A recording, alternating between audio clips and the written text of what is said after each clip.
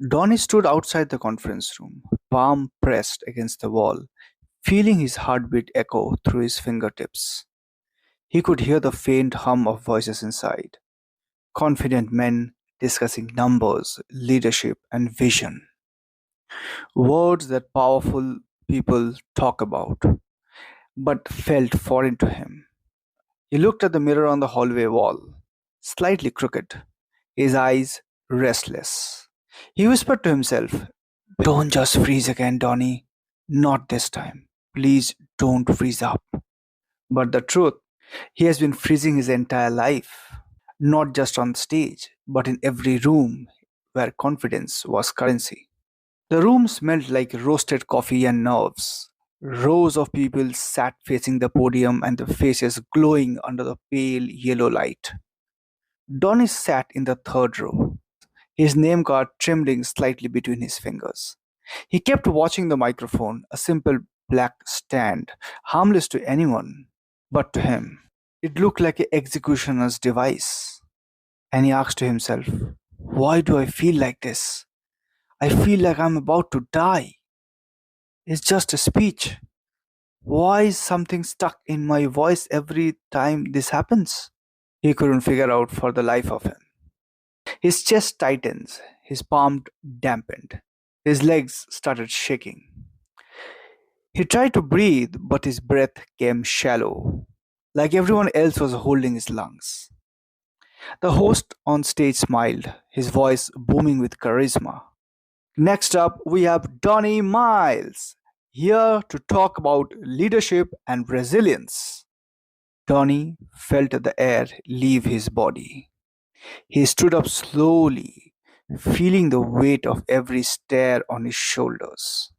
The distance between his seat and the stage was maybe just 20 feet, but in that moment, he felt like a battlefield. His shoes clicked softly on the floor. Every step screamed failure. It screamed fear and nervousness and anxiety. He reached the microphone eventually. The crowd quietened. The spotlight hit his face, blinding hot. His mouth opened, but nothing came out. Seconds stretched like hours. He could hear his pulse pounding in his ears. The back of his neck felt cold. "Say something, Donnie. Come on, you can do this," his inner voice told him. But fear had stolen his voice completely. 2 months earlier, Donnie had stood in front of his mirror at home. A cheap suit, an empty room.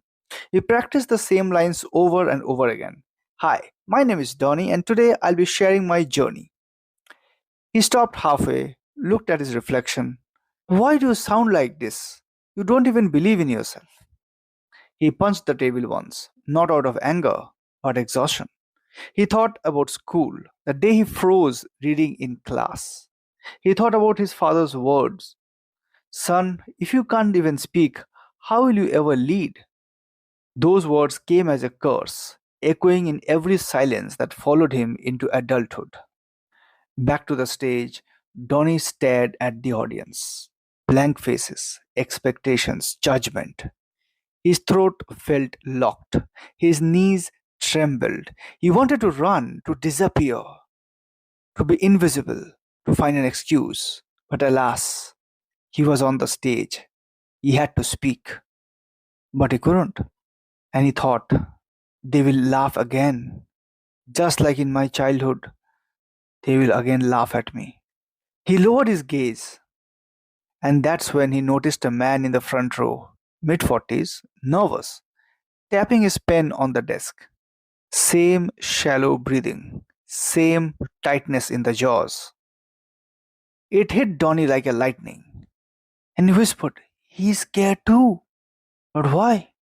At that moment, Donnie realized something: that everyone wears a mask, even the confident ones.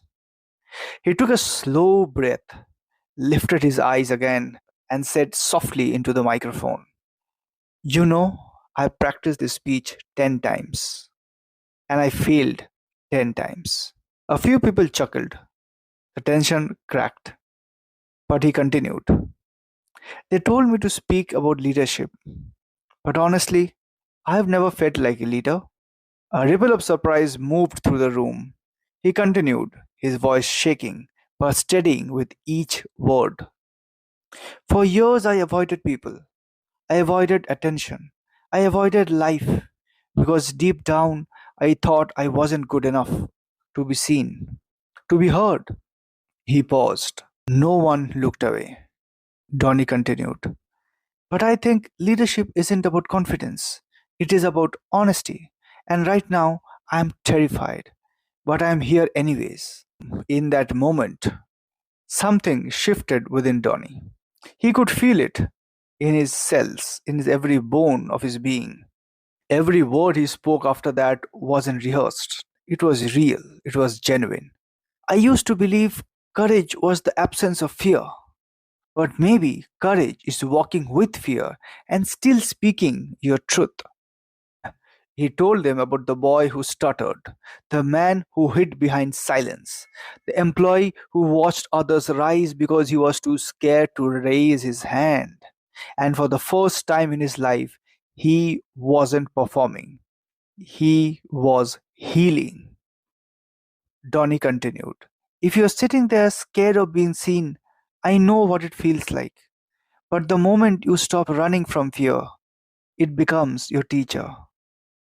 When he finished, the hall stayed silent for a few seconds. Not because he failed, but because everyone felt what he said. And then came the applause, slow, real, and genuine applause. Donnie stepped back from the microphone, shoulders lighter, eyes brighter, and he said to himself, "It wasn't perfect, but it was mine." He smiled, not at the crowd, but himself. Later that evening, he walked home, and it was raining.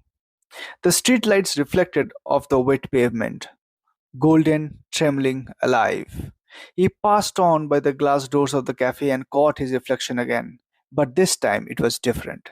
He didn't see the boy who used to flinch at his own voice. Instead, he saw a man, raw, imperfect, and free and confident. He whispered softly, smiling to himself, "You did it, Donny. You did it. You finally spoke your truth." The rain kept falling, but inside him there was peace. And the peace came from not being fearless, but from finally facing the fear head on. Sometimes a man doesn't need applause to change his life. He just needs one moment of courage, one moment of truth, where the truth is louder than the fear. Donnie's story isn't about public speaking.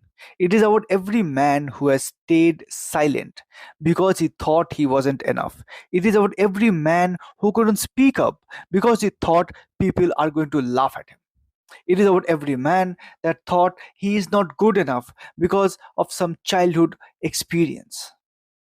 Confidence isn't the absence of fear, it's learning to speak even when your voice trembles. So, friends, do like, share, and subscribe. And let me know in the comments that whether you have also gone through a similar incident and if this story resonates with you. Till then, this is Samrat, your relationship and confidence strategist, signing off. Adios, sayonara, goodbye.